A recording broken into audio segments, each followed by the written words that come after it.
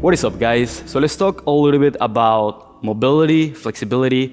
They're different, and most importantly, my approach to how I approach mobility and how did I actually got so flexible.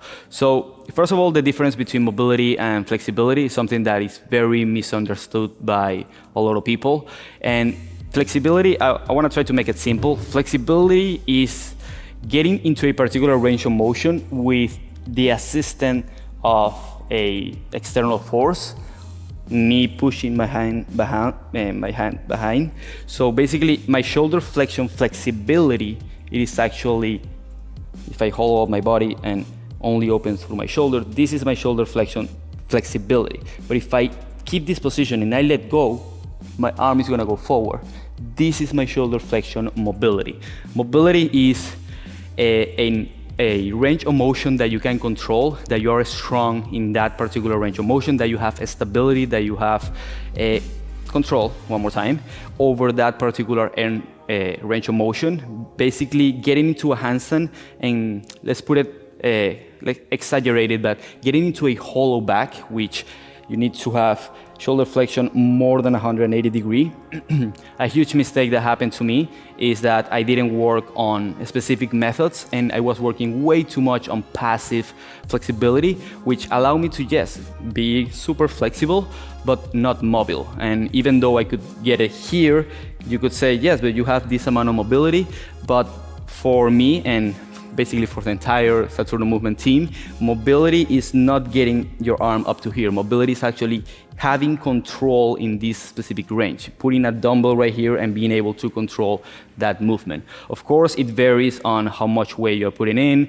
If you're doing a hollow back, it's your own body weight. So it is a scale, but in simple terms, mobility is your ability to control a particular range of motion, while flexibility is your ability to get to a particular range of motion, either by an external force, somebody pushing you, or laying down on the floor, or all of those combined together.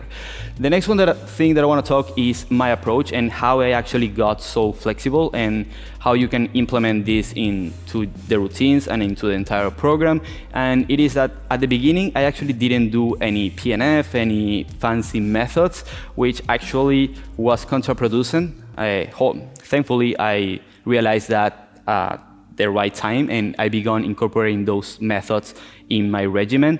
But how I really got flexible and kind of mobile was by just doing yoga alone. Then after 1 year, I began stretching after my workout. So how I got flexible was primarily yoga and stretching prior to my workouts.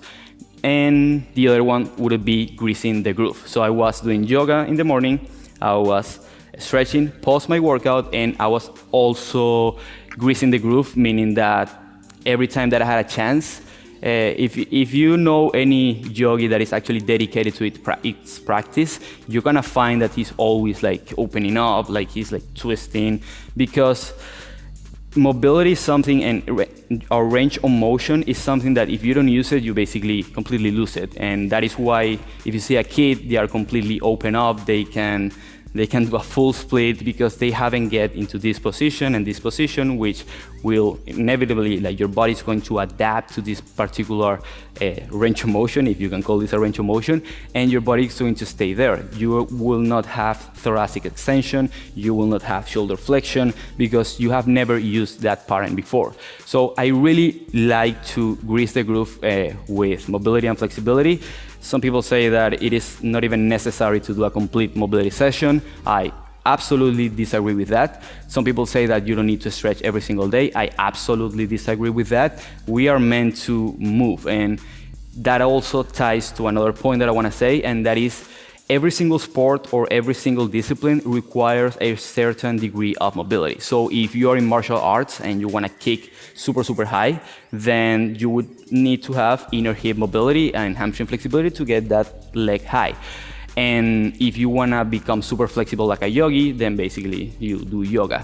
But if your goal is a front lever or a planche, and that's it, then truly you only need to be stretching your hip flexors, and you shouldn't be spending that much time on shoulder flexion, which can actually be counterproducent to a front lever or a planche, just because if you have absolute shoulder flexion, a front lever is basically, we can actually demonstrate that. So if you grab the bar, and if a person has completely shoulder 180 degree, well, me in this case, then you need to rate all the way up. But if a person is actually all the way here, then this is absolutely stable in that range of motion, so they just get up to here. So sometimes mobility, more flexibility than mobility, because if you have mobility, you actually control and you have the strength to go all the way up, can be counterproducing to some things. But again, it depends on what your goals are. If you're looking for a complete straight line handstand, if you're looking for a handstand with a split and side bends, and which is my particular area on hand balancing, then you do need to spend a lot of time in mobility, in stretching, and in different methods. So back to how I got so flexible: yoga, post-workout, stretching, and greasing the groove. And I would do maybe sometimes 2 yoga sessions that instead of doing an hour-long yoga session, then you would do short, small sessions throughout the entire day. Then I realized that I was getting way too flexible and not mobile. I was not stable in those particular ranges of motion. And it's when I began incorporating weighted mobility, PNF, FRC, and those methods that are going to be in the academy that I do either prior to my workout. I also do it post my workout. I do it as a standalone if a weighted, loaded mobility or an FRC session, those are pretty intense, and sometimes you just want to do it as a standalone, especially if you know your limitations. So if you really know that your arms get up to here, I will be doing shoulder flexion, a whole full shoulder flexion routine at least 3 times or 4 times per week. Obviously you need to rest, and depending on the methods that you're using. Something else that I want to talk is greasing the groove, post-workout, the best time to stretch. So obviously in the morning you're gonna be super tight, but it's a perfect time to stretch dynamically, mostly just because you are very tight and you are more prone to getting injured. But stretching in the morning, it is absolutely amazing just to open up your body because you've been laying down, closing up. Stretching before bed, just because you're going to close up when you go to bed, it's perfect time. After your workout is one of the best times that you can possibly stretch. And as I said, greasing the groove throughout the entire day, making sure you don't overdo it and you don't get into flexibility soreness, which I'm gonna talk about later. And the other point that I actually forgot about how I got flexible is active rest movements, which if you follow all the calisthenics workout, they have it in there. Instead of just walking around, I'm working on my flexibility while I am actually resting. Sometimes I drink water, sometimes I take a break, but I want to take advantage of those 1, 2, or 3 minutes and do any particular stretch that doesn't hinder my progress, which is for the active rest movement. I'm gonna be expanding a little bit more on that. But that is how I got so flexible. I was doing yoga, morning, night, I was stretching post-workout, I was doing a very dynamic warm-up prior to my workout, active rest movement throughout my workout. Working through full range of motion, it is also key. Some people really only focus on mobility, but when they go into a dip, they only get up to here. But if you do full range of motion on each single dip, then you're building actually true mobility, because you are actually creating stability and strength in that particular range of motion. So always work with like full range of motion on every single exercise. But if you are lacking mobility on some specific areas, then add some specific mobility protocols to that. But I see a lot of people saying that about the shoulder flexion. I didn't do anything to get my shoulder flexion besides yoga. Honestly, I didn't do it. I do it now in order to strengthen all this part of my rotator cuff, because I dislocated my shoulders 40 times prior to doing yoga because of weightlifting. But now I actually like stabilizing and getting strong into that end range, like getting strong into that position. But I honestly, the reason if you are doing yoga just for the flexibility aspects, and you are not into the spiritual side of it, which the spiritual side, by the way, is not about the guru thing and you believe in something, a religion. It's just simply looking inwards and learning about yourself. But let's say that you're just doing yoga because you feel good and you want to be flexible. Doing a downward facing dog, which is a position that you do on every single moment. And a lot of people, obviously, they are here because of the shoulder flexion, and they are right here because of their hamstrings. And I was here. I was literally here. And eventually, as you start building up, if you do downward facing dog every single time, every single day, because it's what you do on yoga, or at least on most routines, then your shoulders are gonna go open up right away, and your hamstrings are gonna open up right away. And when you do a vinyasa, also you are inhaling, you are exhaling, you are doing forward folds dynamically the entire time, which you don't need to spend time doing just a pure hamstring mobility routine, unless of course is one of your limitations and you wanna speed up the progress. But really, if you only do yoga, and the type of yoga that I'm actually putting into the platform, it is, I'm putting in a way of things that I learned. I did way too much passive stretching, which I love personally for CNS relaxation, and it allows you to actually get deeper into the positions, but I did it way too much. So the yoga that we are doing in the platform is more dynamically, is controlling that end range of motion, so you're working on mobility more than flexibility. Even though you are gonna see some passive stretches here and there, we are working on functional strength, mobility, like functional body, instead of just doing a split for a Instagram post, which I'm guilty about it. Okay, I'm making this way too long, but that's okay. Best time to stretch, cover that, post-workout, grits and grooves. Stretching when sore. If you are sore, obviously if you do yoga and you do all the things that I did, do it gradually, first of all, and listen to your body and try not to overstretch. You're gonna know when you overstretch, the next day you're really gonna feel, like if you do a full hamstring routine and you feel like soreness, and it's a different type of soreness. It's a soreness that if you try to do the same forward fold that you did the day before, you're gonna feel like you don't get as deep as, obviously, like you feel pain. It's the same with like another muscle soreness when you work out.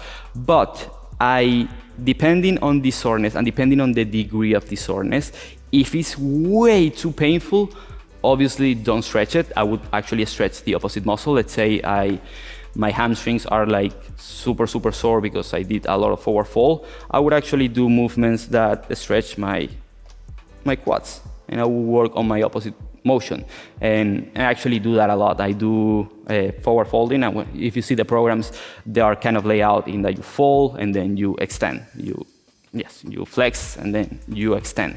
But if you have a soreness that is manageable, meaning that you just feel like you just stretch your muscle, a good tip and an amazing tip, and something that works for me and works for all my clients that I coach, and I believe it to be true, is, let's put this example again. So forward fold. Yesterday, okay, so this is my max.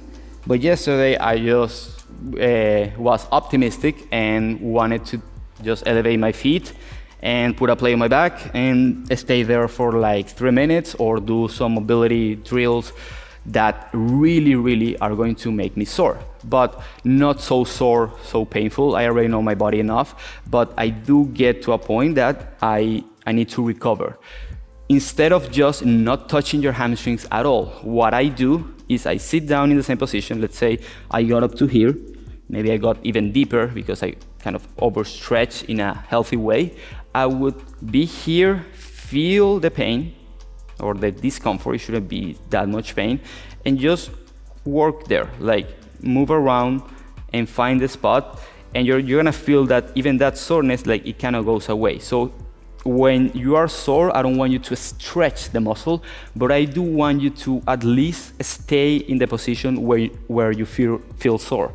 Not in a maximum position, but in a position where you feel the soreness, you move around, so that way because what happens with flexibility is that if you're sending pain signals to your body, if you overstretch, if you are thinking negatively, if you are not breathing properly, then your body is going to contract. And the same happens when you overstretch. If you overstretch way too much, then the next day your body is contracting and is closing up. All those tissues are closing up. So you might be even regressing instead of progressing. So a way to contrarrest that is, first of all, don't overstretch. If it's painful, then stop and learn the lesson and then move forward. But if you're just a little bit sore, then by staying in that position, you are telling your body that that is a safe position to be in, even though you went way too far the day before. But yes, that's one tip that has served me a lot. And I try both ways. I overstretched yesterday, I'm not going to do anything today. And the next day, like, my body really closes up, and I don't see the benefits of that stretch that I did. But if I sit down and I just chill there, then I actually gain that range of motion. I think that's it. There is a lot more that I would like to talk about flexibility and mobility, but that is basically it. If you really follow the yoga programs, if you do the active rest accordingly, if you work on your specific limitations and you grease the groove on those specific limitations throughout the entire day without overdoing it, without knowing that the next day you don't have a full hamstring flexibility routine that is on the schedule and you are actually greasing the groove on that day, then it's all about listening to your body. It's all about knowing where areas do you need to work the most, being mindful all the time, but especially being mindful when you're stretching, paying attention to your breathing, knowing how far you can go, because you might not want to be as flexible as, for example, me. I am super flexible. I didn't know I actually had a story that I don't know if you guys know, but my teacher of karate, he told me that I was born not flexible and that I shouldn't even try anything because I was not flexible. That actually got into my mind and got me frustrated. But the reality, guys, is 5 years ago, I promise you, and I swear, my hands were right here. My hands are right here. And I didn't do any fancy things. I didn't complicate things way too much. I did my yoga practice, I stretch after my workout, I do my stretches throughout the day on the areas that I knew it was tight, and that's it. A little bit of stretching before bed, a little bit of stretching in the morning, some morning routines, and that's all you should need for getting a flexibility or a flexible body or a mobile body that you want, a limit that you want. So setting goals, it is critical. And I'm talking way too much as always, and I will see you guys next time. Peace out.